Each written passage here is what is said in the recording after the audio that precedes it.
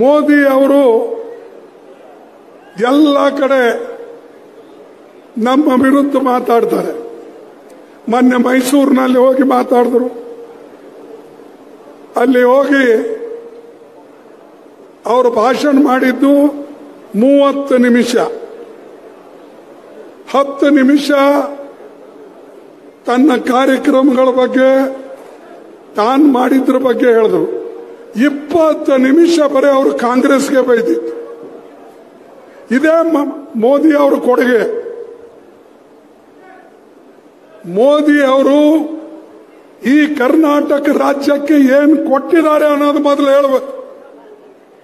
ಯಾವುದೇ ಬಿಜೆಪಿ ಮುಖಂಡ ನಿಮ್ಮಲ್ಲಿ ಬಂದು ಮತ ಕೇಳಿದಾಗ ನೀವು ಸ್ಪಷ್ಟವಾಗಿ ಅವ್ರಿಗೆ ಕೇಳಬೇಕು, ಏನಪ್ಪಾ ನೀನು ನಮಗೆ ಡ್ರಾಟ್ನಲ್ಲಿ ಹೆಲ್ಪ್ ಮಾಡಿದ್ಯಾ, ಭೀಕರವಾದಂತಹ ಬರಗಾಲ ಬಿದ್ದಿತ್ತು, ಎಷ್ಟು ಹಣ ನಮಗೆ ಕೊಟ್ಟಿದ್ಯಾ ಅಥವಾ ಕೊಡಿಸಿದ್ಯಾ, ಫ್ಲಡ್ ಬಂತು ಎಷ್ಟು ಹಣ ಕೊಡಿಸಿದ್ಯಾ, ನಮ್ಮ ಪಾಲಕ್ಕೆ ಬರಬಹುದಂತ ಕೇಂದ್ರ ಸರ್ಕಾರದ ಹಣ ನಮಗೆ ಎಷ್ಟು ಕೊಟ್ಟಿದ್ಯಾ, ನರೇಗಾದಲ್ಲಿ ಸಿಗಬೇಕಾದಂತ ಹಣ ನೀವು ಎಷ್ಟರ ಮಟ್ಟಿಗೆ ನಮಗೆ ತಲುಪಿಸಿದ್ದೀರಾ, ಇವು ಎಲ್ಲ ಅಂಕಿ ಅಂಶಗಳನ್ನ ನೀವು ಅವರನ್ನ ಕೇಳಬಹುದು.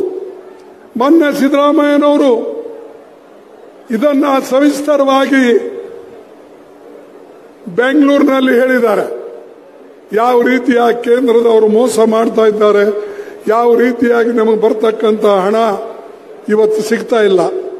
ಅದು ನಮ್ಮ ಬೈರೇಗೌಡರು ಕೂಡ, ಕೃಷ್ಣ ಬೈರೇಗೌಡ ಅವರು ಸ್ಪಷ್ಟವಾಗಿ ನಮ್ಮ ಫೈನಾನ್ಸ್ ಮಿನಿಸ್ಟರ್ ನಿರ್ಮಲಾ ಸೀತಾರಾಮನ್ ಅವರು ಕೇಳಿದಾಗ ಇವರು ಕೇಳಿದ್ದು ಒಂದು ಪ್ರಶ್ನಕ್ಕೆ, ಸಿದ್ದರಾಮಯ್ಯ ಅವರು ಕೇಳಿದ್ದು ಒಂದು ಪ್ರಶ್ನಕ್ಕೆ, ಶಿವಕುಮಾರ್ ಕೇಳಿದ್ದು ಒಂದು ಪ್ರಶ್ನಕ್ಕೂ ಕೂಡ ಅವರು ಉತ್ತರ ಕೊಟ್ಟಿಲ್ಲ. ಇಂಥ ಕೆಟ್ಟ ಸರ್ಕಾರಕ್ಕೆ ನೀವು ತೆಗೆದು ಹಾಕಬೇಕು, ಇಟ್ಕೊಳ್ಬೇಕು. ತೆಗೆದು ಹಾಕ್ತಿರಲ್ಲ, ಏನ್ ಇಷ್ಟು ಜನ ಸೇರಿ ತೆಗೆದು ಹಾಕ್ತೇವಂತ ಹೇಳಿ ನಿಮ್ಮ ಒಂದು ಧ್ವನಿಗೆ ಅವರು ಓಡಿ ಹೋಗ್ಬೇಕು. ಆ ರೀತಿಯಾಗಿ ಹೇಳಿ ಬಂಧುಗಳೇ, ಕಾಂಗ್ರೆಸ್ ಪಾರ್ಟಿ ಸಾಕಷ್ಟು ಈ ದೇಶಕ್ಕೆ ಕೆಲಸ ಮಾಡಿದೆ. ಒಂದು ಕಾಲದಲ್ಲಿ ಕೋಲಾರ ಜಿಲ್ಲೆ ಅಂದರೆ ಬರಗಾಲ ಪೀಡಿತವಾದಂಥದ್ದು. ಆಮೇಲೆ ಈ ಕೋಲಾರ ಜಿಲ್ಲೆ ರೇಷ್ಮೆಗೆ ಮತ್ತು ಹಾಲಿಗೆ, ಮಿಲ್ಕ್ ಅಂಡ್ ಸಿಲ್ಕ್ ಇದಕ್ಕೆ ಪ್ರಸಿದ್ಧವಾಯಿತು. ಈಗಂತೂ ನಮ್ಮೆಲ್ಲ ಕೋಲಾರ MLA ಅವರ ಪ್ರಯತ್ನದಿಂದ, ಕಾಂಗ್ರೆಸ್ ಪಕ್ಷದ ಸರ್ಕಾರದ ಸಹಕಾರ ಬೆಂಬಲದಿಂದ ನಿಮಗೆ ಇವತ್ತು ಸಾಕಷ್ಟು ನೀರು ಕೆರೆ ತುಂಬಲಕ್ಕೆ ಇವತ್ತು ಕೊಡ್ತಾ ಇದ್ದಾರೆ. ಈ ಕೆಲಸ ಬಿಜೆಪಿದವರು ಮಾಡಿದ್ದಾರಾ ಅಥವಾ ಮೋದಿ ಅವರು ಏನಾದರೂ ಸಹಾಯ ಮಾಡಿದಾರಾ? ಮೋದಿ ಅವರು ಯಾವಾಗಲೂ ಸುಳ್ಳು ಹೇಳ್ತಾರೆ. ಸುಳ್ಳು ಹೇಳೋದೇ ಅವ್ರ ಕಸುಬು. ಮತ್ ಪದೇ ಪದೇ ನಮಗೆ ಬೀಳ್ತಾರೆ. ಈಗ ಗ್ಯಾರಂಟಿಗೆ ಬೆನ್ನು ಹತ್ತಿದ್ದಾರೆ. ಮೋದಿ ಗ್ಯಾರಂಟಿ, ಮೋದಿ ಹೈ ತೋ ಮುಮ್ಕಿನ್ ಹೈ, ಇವೆಲ್ಲ ಹೇಳ್ತಾರೆ. ಅದೇ ಗ್ಯಾರಂಟಿ ಅನ್ನೋ ಶಬ್ದನೇ ನಮ್ಮಿಂದ ಕಳ್ತನ ಆಗೋಗಿದೆ. ಮೋದಿ ಅವರು ಕದ್ದಿದ್ದಾರೆ, ಅವ್ರ ಬಳಿ ಗ್ಯಾರಂಟಿ ಅಂತ ಇರಲೇ ಇಲ್ಲ. ಈ ಗ್ಯಾರಂಟಿ ಗ್ಯಾರಂಟಿ ಅಂತಾರೆ. ಅರೆ 2014ರಲ್ಲಿ 15ರಲ್ಲಿ ಅವ್ರು ಏನ್ ಹೇಳಿದ್ರು? ಈ ದೇಶದಲ್ಲಿರ್ತಕ್ಕಂಥ ಎಲ್ಲ ಯುವಕರಿಗೆ ನಾನು ಎಂಪ್ಲಾಯ್ಮೆಂಟ್ ಕೊಡ್ತೇನೆ, ನೌಕರಿ ಕೊಡ್ತೇನೆ, ಪ್ರತಿ ವರ್ಷ 2,000 ನೌಕರಿ ಕೊಡ್ತೇನೆ ಅಂತ ಹೇಳಿದ್ರು. 2 ಕೋಟಿ 2 ಕೋಟಿ ನೌಕರಿ ಕೊಡ್ತೀನಿ ಅಂತ ಹೇಳಿದ್ರು. 10 ವರ್ಷದಲ್ಲಿ 20 ಕೋಟಿ ನೌಕರಿಗಳು ಕೊಡಬೇಕಾಗಿತ್ತು. 20 ಕೋಟಿ ನೌಕರಿಗಳು ಕೊಟ್ಟಿದಾರ? ಕೊಟ್ಟಿಲ್ಲ. ಈ ಗ್ಯಾರಂಟಿ ಅದು. ನೌಕರಿ ಕೊಡದೇ ಇರೋದೇ ಗ್ಯಾರಂಟಿ, ಮೋದಿ ಗ್ಯಾರಂಟಿ. 15 ಲಕ್ಷ ರೂಪಾಯಿ ಬ್ಲ್ಯಾಕ್ ಮನಿನ ಹೊರಗಿನ ತಂದು ನಿಮ್ಮೆಲ್ಲರಿಗೆ ಕೊಡ್ತೀನಿ ಅಂತ ಹೇಳಿದ್ರು. ಕೊಟ್ರ? ಕೊಡ್ಲಿಲ್ಲ.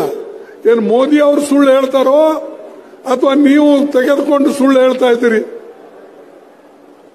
ಮೋದಿ ಅವರು ಸುಳ್ಳು ಹೇಳ್ತಾ ಇದಾರಲ್ಲ, ಅದಕ್ಕೆ ನಾವೇನು ಸುಳ್ಳು ಹೇಳತಕ್ಕಂತ ಮೋದಿ ಅಂತ ಹೇಳಬೇಕಾ? ಮತ್ತೇನು ಹೇಳಬೇಕು? ರೈತರಿಗೆ ಅವರ ಆಮದಾನಿ 2 ಪಟ್ಟು ಮಾಡ್ತೀನಿ ಅಂತ ಹೇಳಿದ್ರು, ಅದು ಮಾಡಲಿಲ್ಲ. ಈಗ ಹೇಳದಂತ ಗ್ಯಾರಂಟಿನೇ ಅವರು ಕೊಡಲಿಲ್ಲ.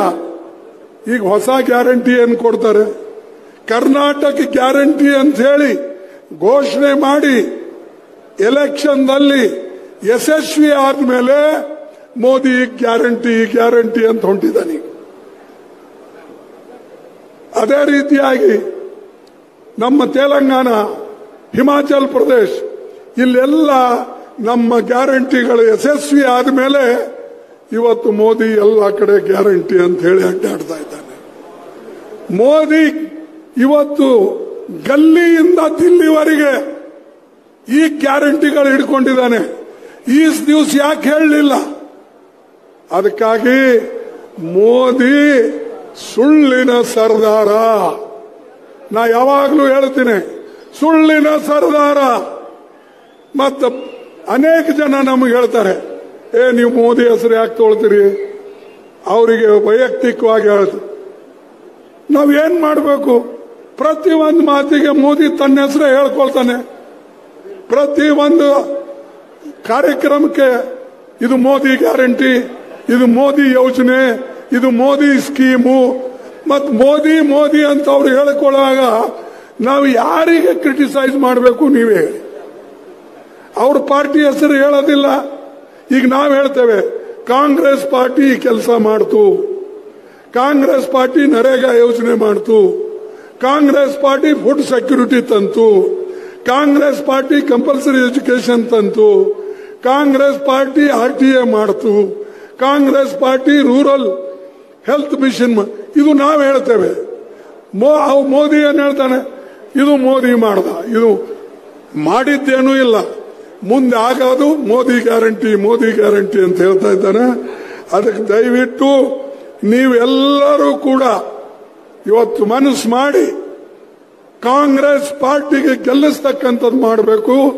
ಮತ್ತು ಕಾಂಗ್ರೆಸ್ ಅಭ್ಯರ್ಥಿಗಳಿಗೆ ನೀವು ಹಸ್ತಕ್ಕೆ ಮತ ಹಾಕಿ ಭಾರಿ ಬಹುಮತದಿಂದ ಗೆಲ್ಲಿಸಬೇಕು ಅಂತ ಹೇಳಿ ನಾನು ಕಳಕಳಿಯಿಂದ ನಿಮಗೆ ಕೇಳ್ಕೊಳ್ತೇನೆ. ಇದಕ್ಕಿನ್ನ ಹೆಚ್ಚು ನಾ ಮಾತಾಡೋದಿಲ್ಲ. ಸಾಕಷ್ಟು ಹೇಳ್ತಕ್ಕಂಥದ್ದು ಮಟೀರಿಯಲ್ ನಮ್ಮಲ್ಲಿದೆ. ಡೀಸೆಲ್ ಆಯ್ತು, ಪೆಟ್ರೋಲ್ ಆಯ್ತು, ಇವತ್ತು ದಾಲು, ಪ್ರತಿಯೊಂದು ಬೆಲೆ, ಪ್ರತಿಯೊಂದು ವಸ್ತುವಿನ ಬೆಲೆ, ಅವಶ್ಯ ವಸ್ತು ಬೆಲೆ ಗಗನಕ್ಕೆ ಏರ್ತಾ ಇದೆ. ಮೋದಿ ಆ ಕಡೆ ನೋಡ್ತಾ ಇಲ್ಲ. ಅನ್ಎಂಪ್ಲಾಯ್ಮೆಂಟ್ ಬೆಳೀತಾ ಇದೆ, ಆ ಕಡೆ ನೋಡ್ತಾ ಇಲ್ಲ.